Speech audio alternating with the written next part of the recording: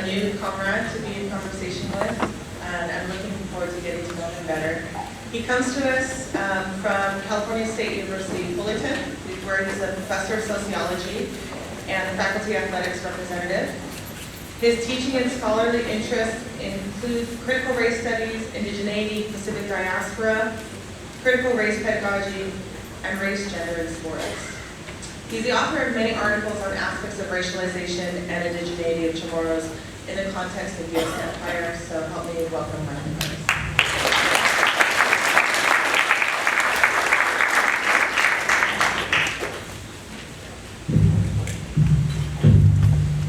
Jos Masi, mahalo.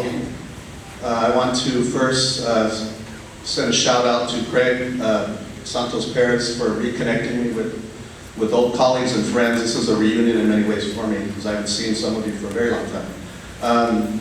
And I also want to thank Ty for connecting me as well, and thank Isa, and really congratulate ethnic studies here at UH, in commemorating this moment for you.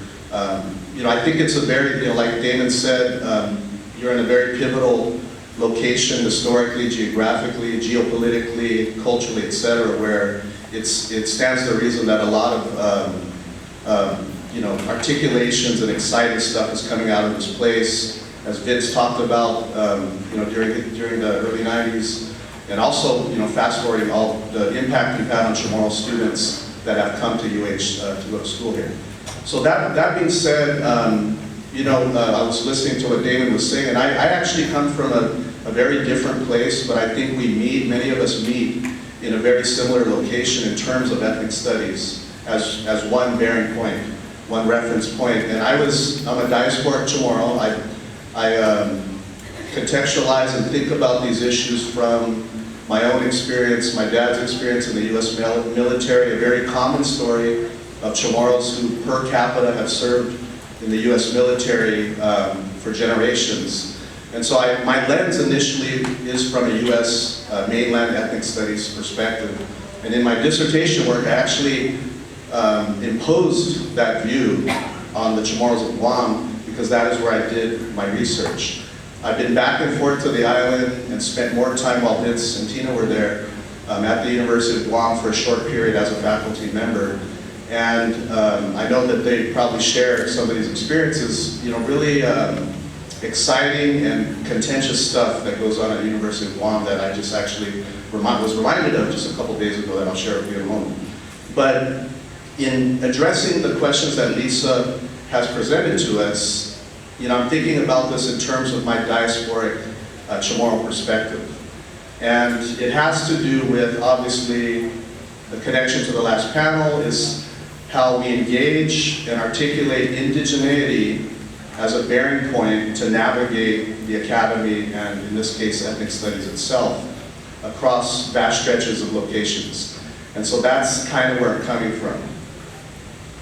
And so that being said, the first question of how does this play out, how does race and racialization play out on Guam, and how does it play out for Chamorros in the diaspora, particularly in the mainland United States, as well as here in the Hawaiian Islands. And the first thing I'll share with you is I gave a presentation. I'm actually on my way back to California from Guam, where I just presented a couple days ago in a session at their annual research conference.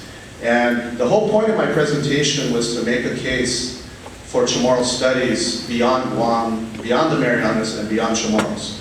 That in addition to the obvious value of a Chamorro studies program to perpetuate Chamorro culture, to disseminate knowledge, and to understand the geopolitical place of Guam from a Chamorro perspective, in addition to those obvious things, from my standpoint of teaching sociology and teaching race on the U.S. mainland, it had to do with how the Chamorro perspective for me has actually enabled me to succeed in my career and has enabled me to actually teach non-Chamorro students about race.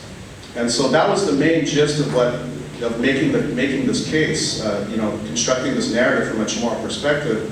And at the end of the session, we open it up for questions, as we often do.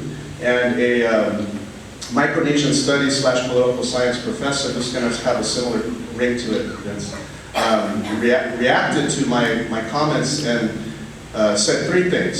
Said that U.S. race relations is about African Americans. African Americans have very little significance in terms of experience outside of U.S. relations, and what does that have to do with Chamorros? And so, you know, my first reaction was I looked into the eyes of the students and I said, okay, this is a teaching moment. Do I revert back to my 20s and react how I felt and really ask them, is that a serious fucking question? Or, you know, do I use it as a teaching moment on how you confront colonial discourse within the walls of academia in a way that, you know, in this case is more effective as a teaching tool? And so without going into my response so much, because I think the answers are obvious, what I didn't do was allow him to monopolize the space and we just moved on. But what it did in my mind is it reminded me of these questions. It made me think of the questions, because actually Lisa had already sent the questions and this happened after the fact.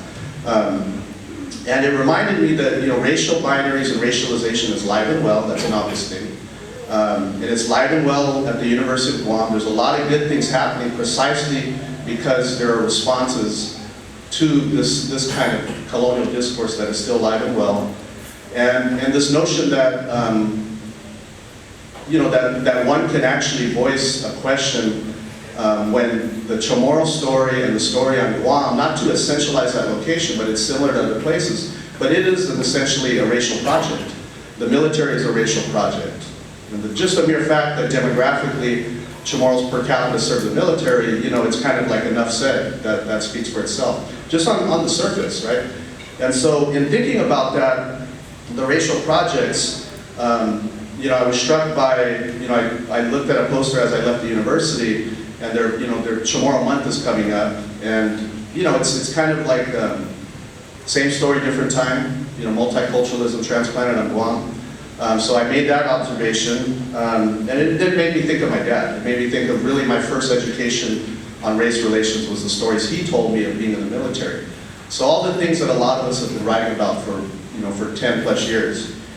But the more important thing was it struck a chord with me in looking at our students, Chamorro and non-Chamorro alike. And later I heard some of the student presentations at the University of Guam, and it struck me that they already know better. You know, I was concerned that this professor is a gatekeeper in which, you know, he's going to be colonizing the mind in yet another generation. But after I went to a panel, I wasn't worried at all, and I got more sleep after that. So that being said, you know, my positionality and, you know, borrowing Vince's words, and directionality has to do with the significance of indigenizing the academic space across the diaspora. That's really been the angle I've taken and why I think we've arrived here at UH in this way. And there's just three things I want to share with you quickly, because there really is a laundry list of complex topics and issues we can talk about that we deal with on a daily basis in the academy. But what I want to share with you is that indigenous imaginations, articulations, expose, interrogate, complicate, and help us reframe and really navigate the academic space, reminding us that, first and foremost, the academic space is an elitist colonial space. And that's why we're constantly contending with the dilemma and the contradictions of trying to articulate who we are in a place that initially was intended to decolonize our minds. And so there's still that legacy that's part of this. And so regarding race, you know, many have stated it in so many words, and you know, Hanani K. Trask comes to mind, this notion that as colonizers, you tell us who we are, we appropriate that racial frame, try to tell you who we are on our terms and your terms in some hybrid mix of that, and then you tell us we're racist. And so Damon, you know, kind of alluded to this idea of, well, you know, we have to essentialize who we are, but at the same time, it's a slippery slope because it is within the frame of U.S. race relations and in the frame, in many ways, within ethnic studies. So that being said, this academic elitism is always something, it's like this cloud over our heads that we always have to contend with, and U.S. ethnic studies exists within that context, making sense of that context.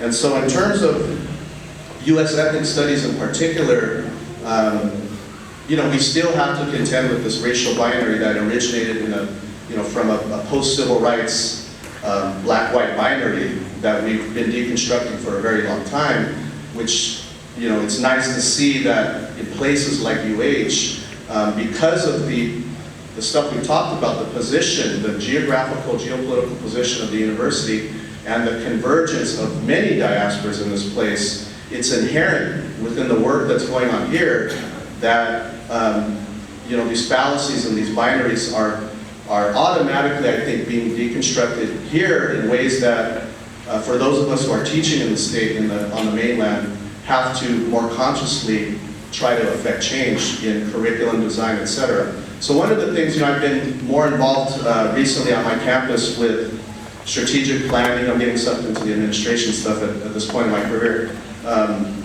Strategic planning, GE goals, student learning objectives. This ring a bell, it's kind of giving you guys a headache.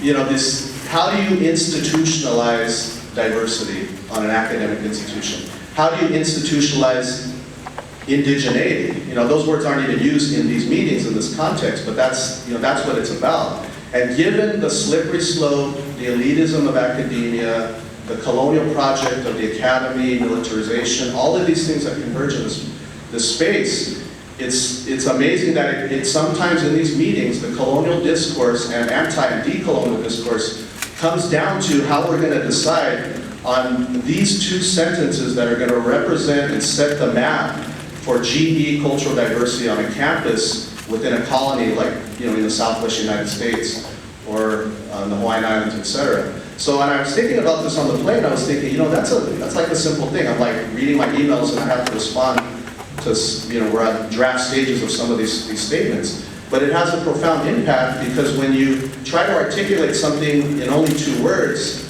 and it's not necessarily a democratic collective process, much less an indigenous process of articulating those words, there's a lot at stake. Because at the end of the day, how is it going to impact students in terms of their understanding of the way this world works? And, you know, kind of flipping colonialism on its head. I have so much to say on that, but I look forward to your comments and just wanted to offer those thoughts. And again, Sajus Mahalo to all of you. And I'm, you know, just very glad to be here. And we, borrowing from time, we have a cool panel. So.